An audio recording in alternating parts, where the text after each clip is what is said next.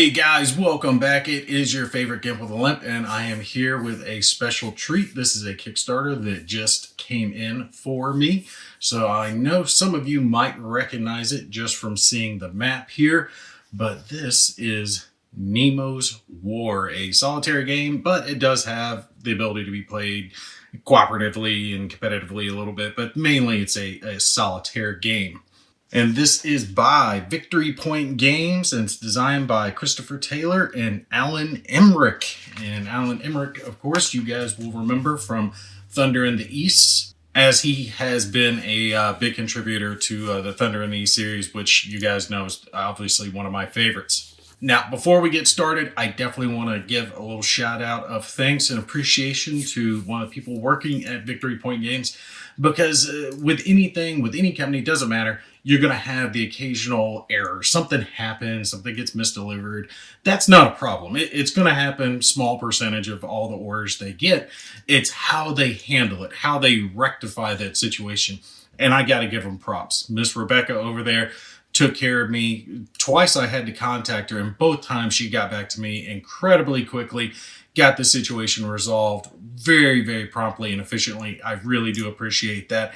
And to me, that's a sign of a good company. It's not, if they make mistakes, because everyone makes mistakes. It's how they handle it when they do make a mistake. And I got to give them props. They handled it very well, or at least she did. So I definitely wanted to give my thanks to her.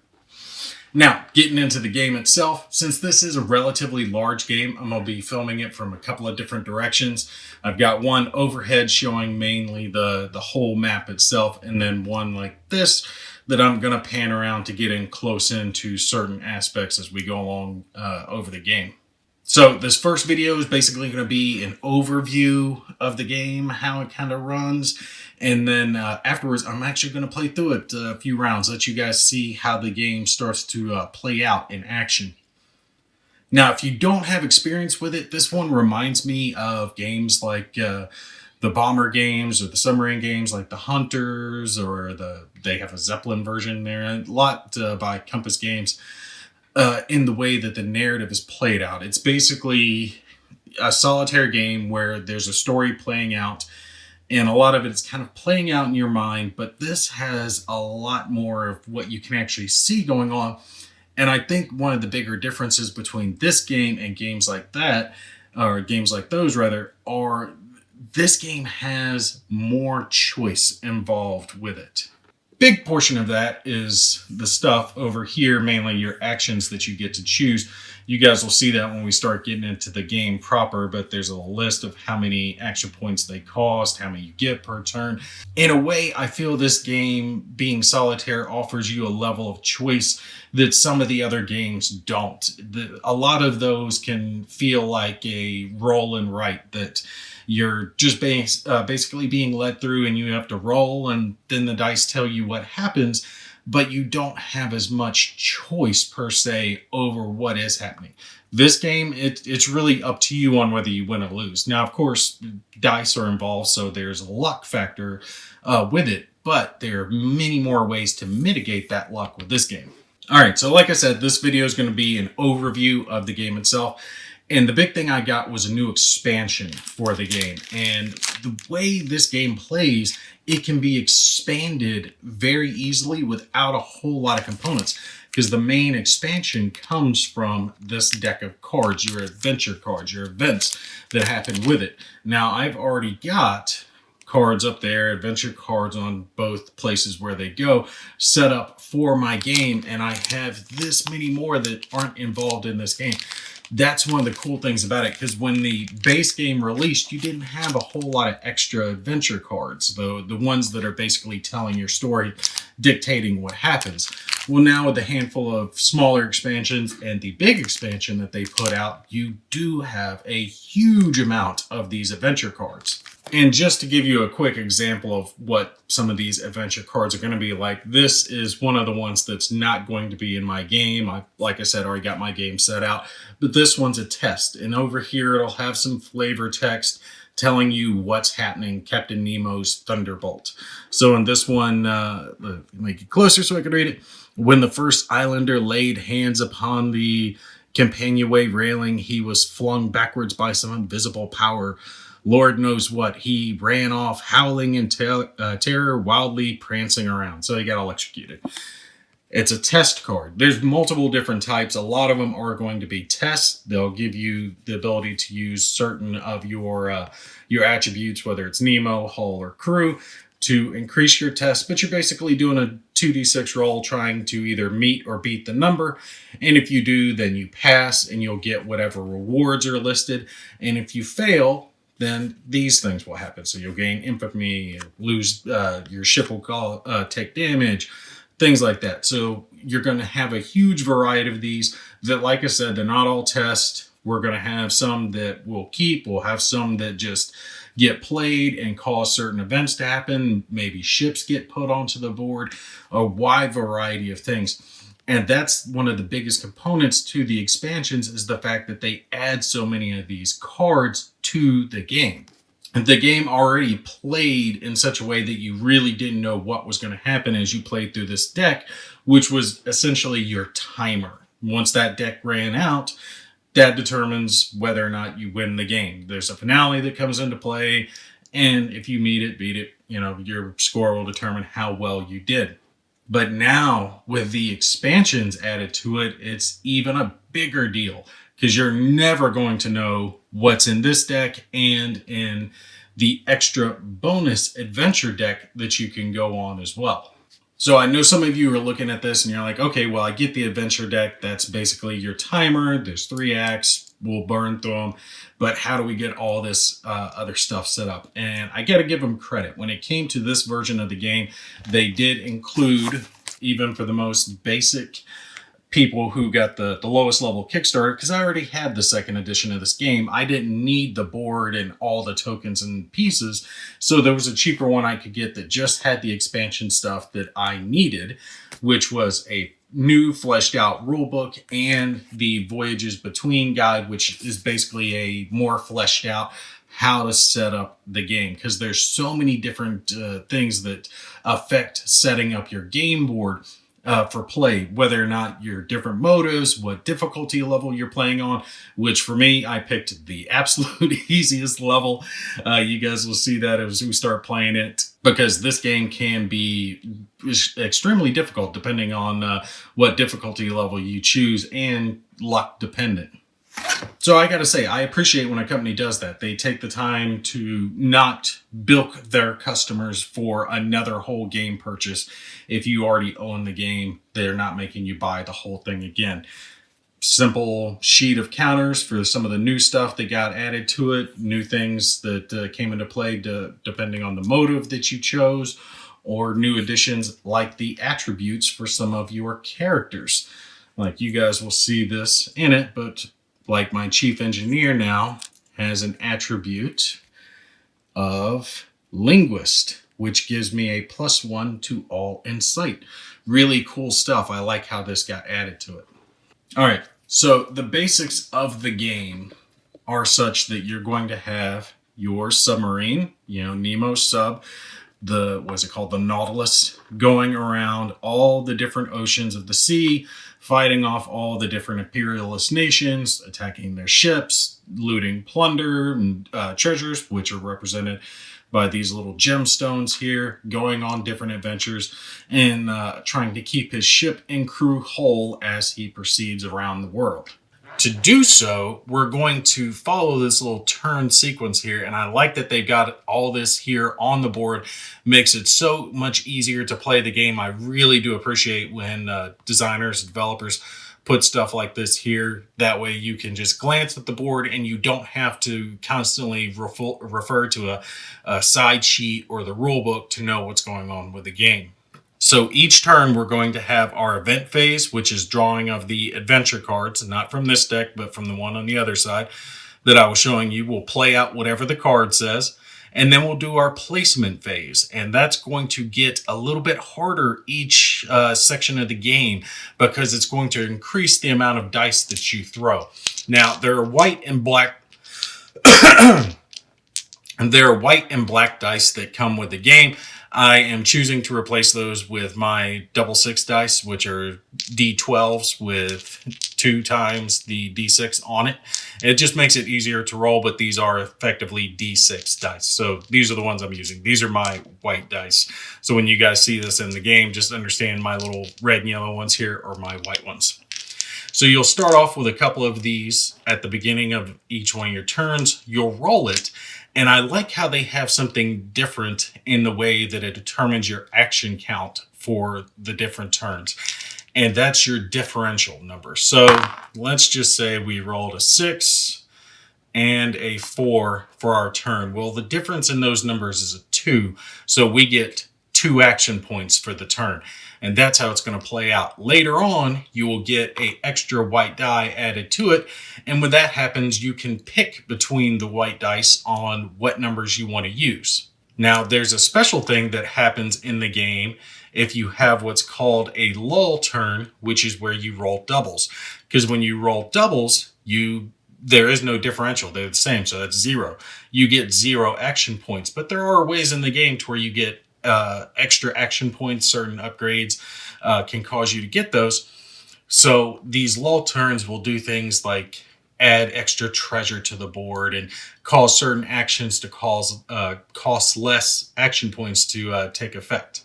But as we're rolling the dice, that's not the only thing that takes place. It's not just about the differential. We have to place ship tokens on the board as well, depending on what numbers we roll. Now, you start the game off with hidden ship markers, which are what these are.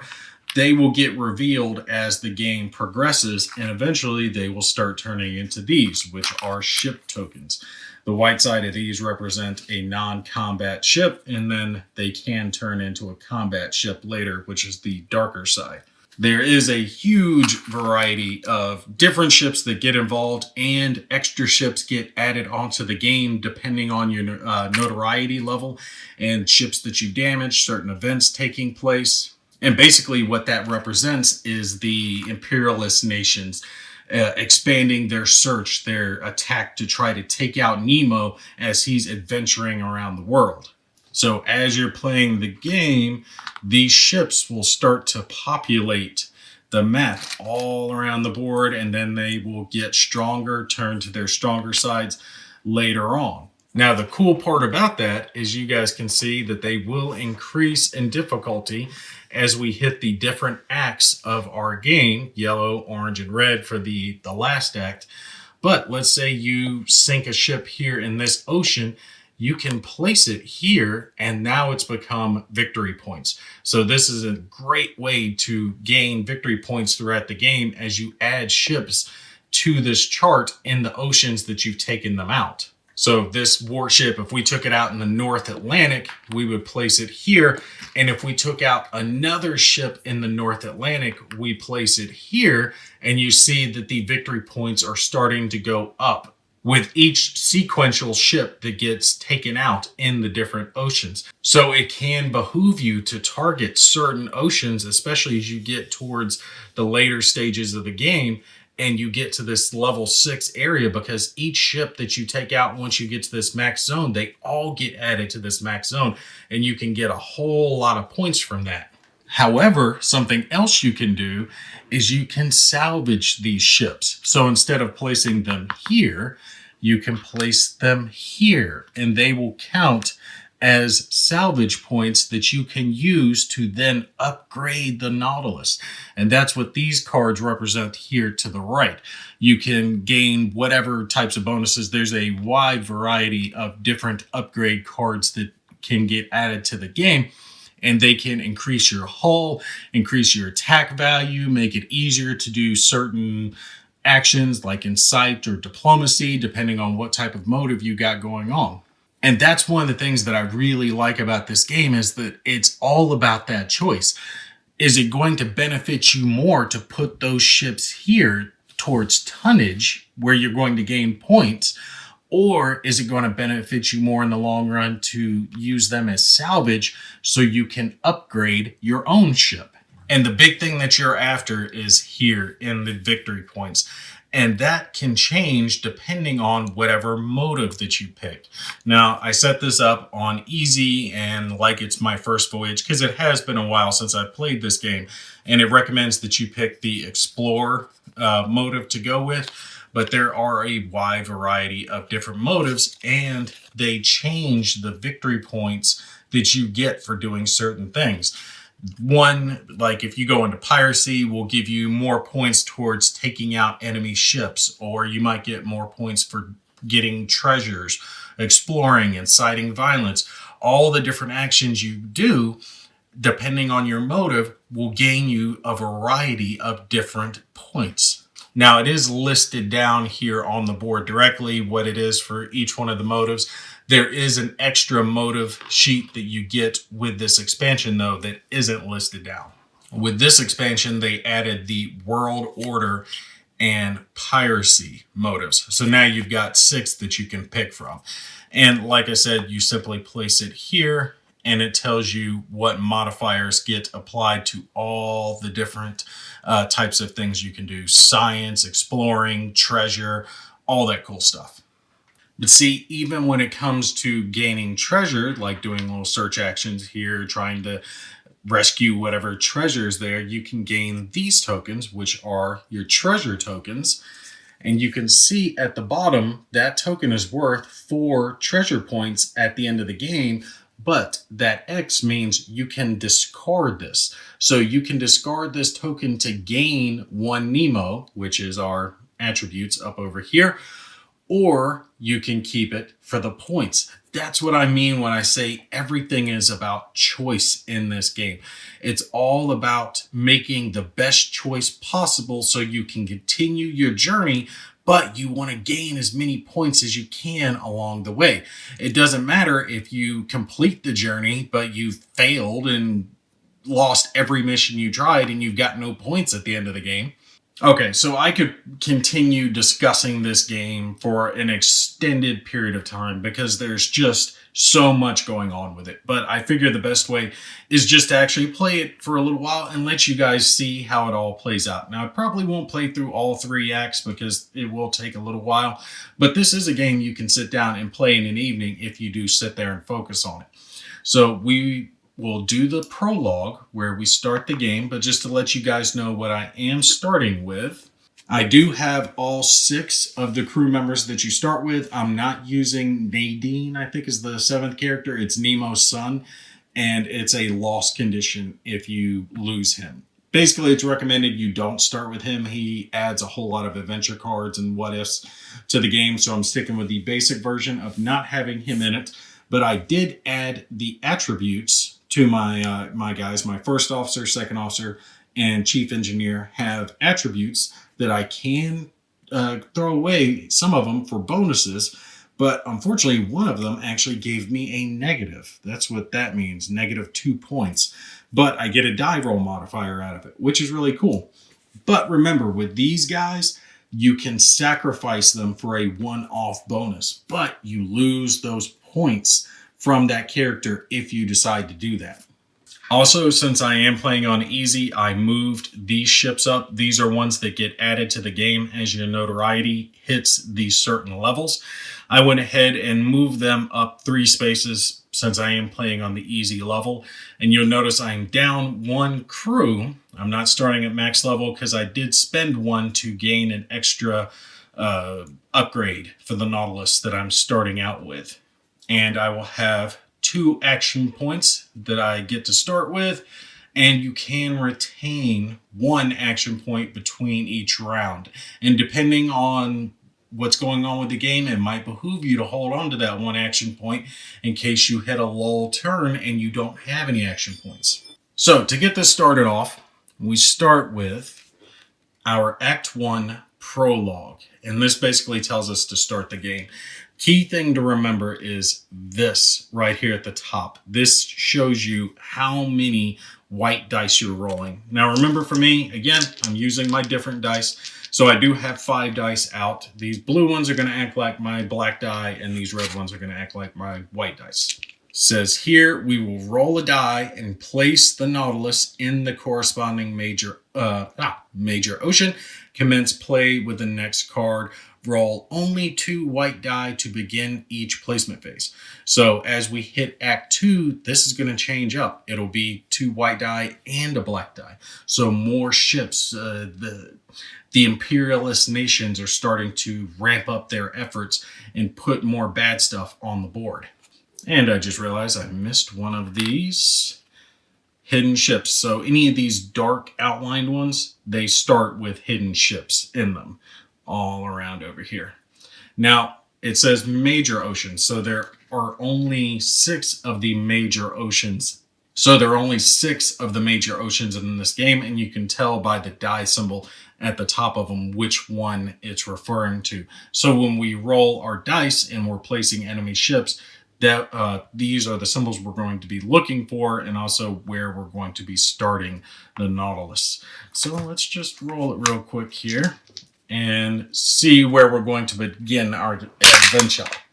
We're going to begin in 5, and 5 is up here in the European seas. So that is where we get to start off. We've got 3 hidden ships here. We can try to go after them early, but I think it's probably a better idea to wait on these, see if we can get some treasure and some extra bonuses to use first. Now, you do want to keep this card off to the side. That way you can see easily what dice you're supposed to be rolling. The one that says Act 2 will have different symbols there, so you can keep an eye on it that way.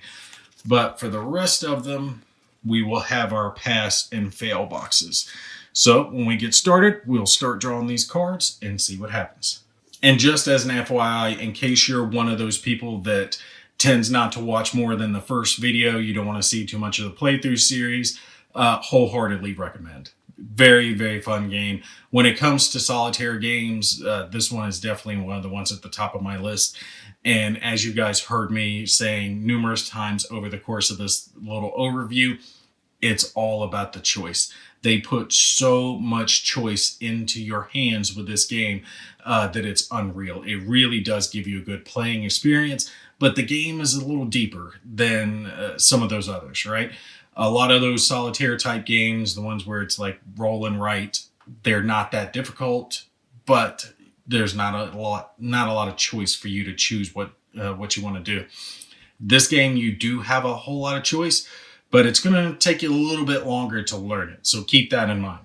With the amount of play, though, that you get out of the box, even without the expansions, I mean, it's pretty much a no-brainer. And especially when you add in all the expansions they got to the game, this one can give you multiple replay experiences that are all going to feel different, especially if you pick different motives, different choices throughout the game. You're always going to have different adventures playing out. So each game's going to feel fresh time and time again.